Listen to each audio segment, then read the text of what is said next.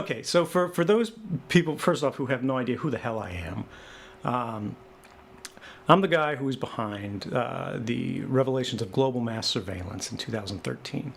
I worked for the CIA, I worked for the NSA as a contractor at the NSA, a staff officer at the CIA. I was undercover working at embassies.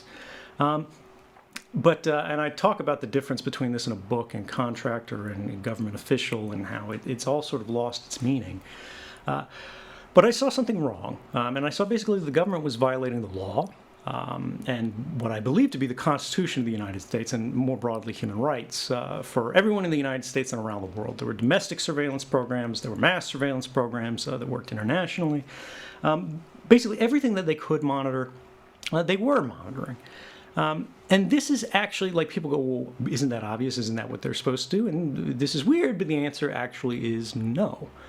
Under the framework of our Constitution, the government is only supposed to be monitoring people that it has an individualized, particularized suspicion of wrongdoing for, right? We think about this in the investigative means, right? Like all those TV shows where they're like, go and get a warrant.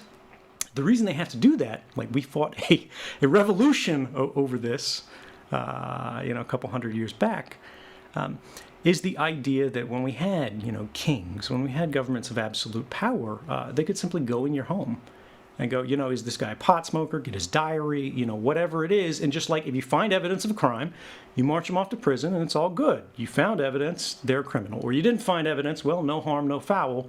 You're just doing what government does. We were trying to build a better system where yes, the government has extraordinary capabilities, but it only uses them where they're necessary, right? Where they're proportionate to the threat that is presented by this person. We shouldn't be afraid of the person who's got like a baggie of weed in their dresser or something like that. That is not a threat to national security. That is not a threat to public safety.